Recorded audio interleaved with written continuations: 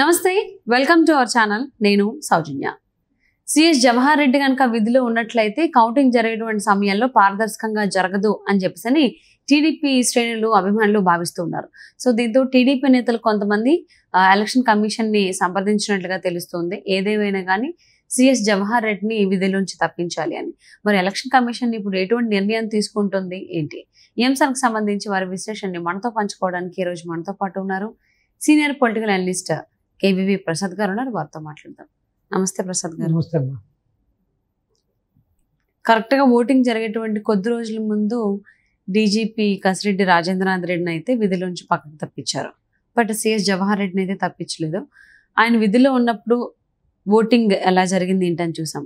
కానీ ఇప్పుడు కౌంటింగ్ జరిగేటువంటి సమయంలో ఏదేమైనా కానీ సిఎస్ జవహర్ రెడ్డి ఉంటే కనుక కౌంటింగ్ అనేది పారదర్శకంగా జరగదు అని చెప్పేసి టీడీపీ శ్రేణులు నేతలు భావిస్తున్నారు. సో వాళ్ళందరూ కలిసి కొంతమంది టీడీపీ నేతలు ఎలక్షన్ కమిషన్ ని సంప్రదించడం జరిగింది, సిఎస్ జవహర్ రెడ్డిని విధుల నుంచి తప్పించండి అని చెప్పేసి. మరి ఇప్పుడు ఎలక్షన్ కమిషన్ ఎటువంటి నిర్ణయం తీసుకునే అవకాశం ఉంది అనుకోవచ్చు? ఇప్పుడు ఈ విధంగా టీడీపీ నాయకులు, ప్రతిపక్ష నాయకులు డిమాండ్ చేయడంలో 100% న్యాయం ఉందమ్మా. ఎందుకంటే ఒక సీనియర్ ఐఏఎస్ ఆఫీసర్గా వివిధ హోదాల్లో ఉమ్మడి ఆంధ్ర రాష్ట్రంలోనూ తర్వాత ప్రత్యేక ఆంధ్ర రాష్ట్రంలో కూడా మంచి కీలకమైన పదవుల్లో ఉన్న ఆయన, ప్లస్ ఇప్పుడు చీఫ్ సెక్రటరీగా కూడా ఉన్నారు. సో ఆయనకి అసలు ఇటు ఉమ్మడి రాష్ట్రంలో కానీ లేకపోతే ఇప్పుడు మన ప్రత్యేక ఆంధ్ర రాష్ట్రంలో కూడా ఉన్న పరిస్థితులు కానీ, ఎక్కడ ఫ్యాక్షనిజం ఉంటుంది, ఎక్కడ రౌడీజం ఉంటుంది, ఎక్కడ హింసాత్మక సంఘటనలు జరగడానికి ఛాన్స్ ఉంది, ఎక్కడ అయితే కొన్ని నియోజకవర్గాల్లో ఆ యొక్క హై టెన్షన్ ఉంటుంది, సో అక్కడ సంస్థాత్మకమైన ప్రాంతాలు ఏవి అన్నది ఆయన క్షుణ్ణంగా తెలుసు. ఎందుకంటే ఇప్పుడు కసిరెడ్డి రాజేంద్రనాథ్ రెడ్డిని తప్పించిన తర్వాత వచ్చిన గుప్తా గారికి అంత అవగాహన లేదు. ఆయన కొత్తగా వచ్చారు కాబట్టి ఆయనకు తెలియదు.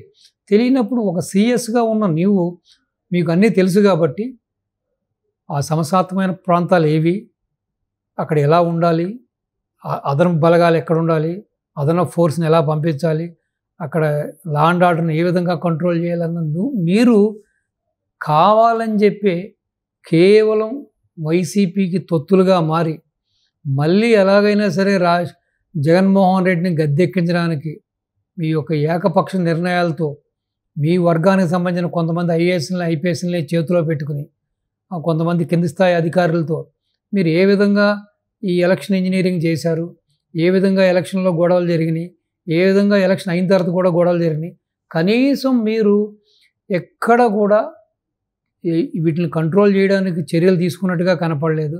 రెండోది కూడా మీరు కంప్లీట్గా జగన్మోహన్ రెడ్డితో మింగిల్ అయ్యి జగన్మోహన్ రెడ్డికి అనుకూలంగా వ్యవహరిస్తూ ఒక చీఫ్ సెక్రటరీగా అత్యుత్తమమైన ఒక ఉన్నత హోదాలో ఉన్న మీరు నెక్స్ట్ సీఎం పోస్ట్ అది.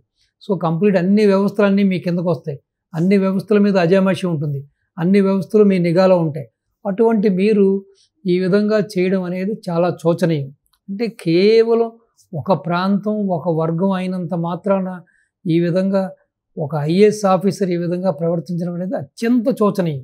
అంటే కులాలకి మతాలకి అతీతంగా మేము పనిచేస్తాం, ఓన్లీ రాజ్యాంగానికి బద్దులై ఉంటాం, రాజ్యాంగానికి అనుకూలంగా ఉంటామని చెప్పిన ఈ వ్యక్తులు ఈ విధంగా కేవలం తన వర్గం వాడు, తన వాడు అని చెప్పి, తన ప్రాంతం వాడు, తన కడపకు చెందిన వాడు అని చెప్పి ఈ విధంగా ఏకపక్ష నిర్ణయంతో ప్రవర్తించడం అనేది చాలా శోచనీయం.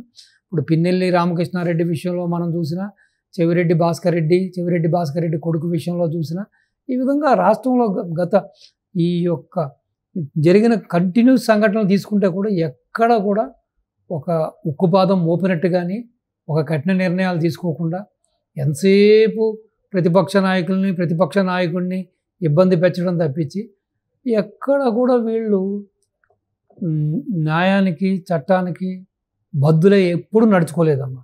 సో రెండోది, ఈ రోజున కూడా ఈ విధంగా ప్రతిపక్షాలు ఎందుకు చెబుతున్నాయంటే దీంట్లో సత్యం ఉంది కాబట్టి. ఎక్కడ కూడా అతను ఇప్పుడు ఈవెన్ చూస్తే కూడా ఒక 14,000 కోట్ల రూపాయలు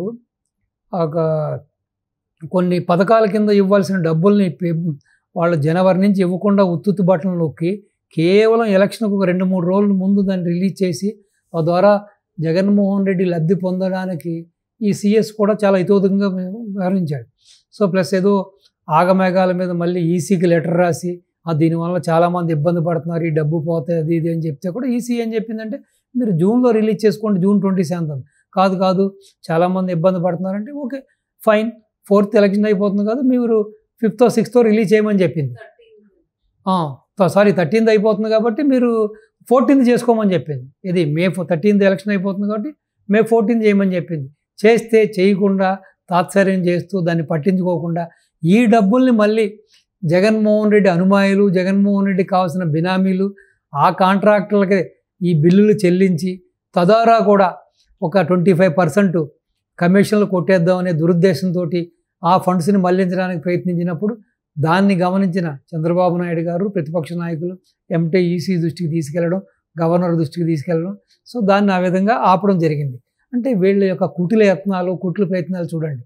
సో కాబట్టి ఈ రోజున రాష్ట్రంలో జరుగుతున్న సంఘటనలు కానీ, ఇప్పుడు పిన్నెల్లి రామకృష్ణారెడ్డి అనే వ్యక్తిని అరెస్ట్ చేయడం ఎంతసేపు అమ్మా తలుచుకుంటే, పోలీసులు తలుచుకుంటే, కేవలం అతను రక్షించడం కోసం రకరకాలుగా అక్కడ కారు వదిలిపెట్టాడని, దుబాయ్ పోయాడని, ఏదో బ్యాంకాంగ్ పోయాడని, థాయిలాండ్ పోయాడని చెప్పి, లేకపోతే హైదరాబాద్లో ఉన్నాడని చెప్పి, ఏదో పలానా కోర్టులో అతను సరెండర్ అవుతున్నాడని చెప్పి ఇన్ని చెప్పి చివరికి అతనికి బెయిల్ దొరికే వరకు వెనక నుంచి వీళ్ళ యంత్రాంగం నడిపించి వీళ్ళు లాబింగ్ చేసి చివరికి బెయిల్ ఇప్పించారు అతనికి. ఇది ఇన్ని చేసిన వాడికి, ఇంత అరాచకం చేసిన వాడికి, ఈవీఎంలు పగలగొట్టినోడికి, ఇంత మారణహోమం చేసిన వాడికి వాళ్ళు ఇలా బ్యాకప్ చేస్తున్నారు.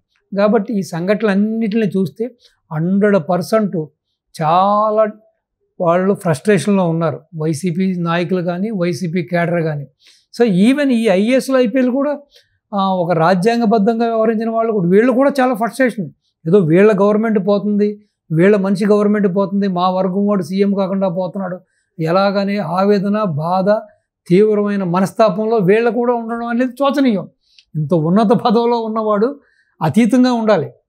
సో ఇటు ఆ పార్టీ ఈ పార్టీ అని కాకుండా ఒక అతీతంగా వ్యవహరించాలి. అటువంటిది వీళ్ళే ముందు నడుం కట్టుకుని ఏ విధంగా జగన్మోహన్ రెడ్డిని గట్టెక్కించాలి, ఏ విధంగా మళ్ళీ అధికారంలో తేవాలని చెప్పి వీళ్ళు విశ్వ ప్రయత్నాలు చేస్తున్నారు.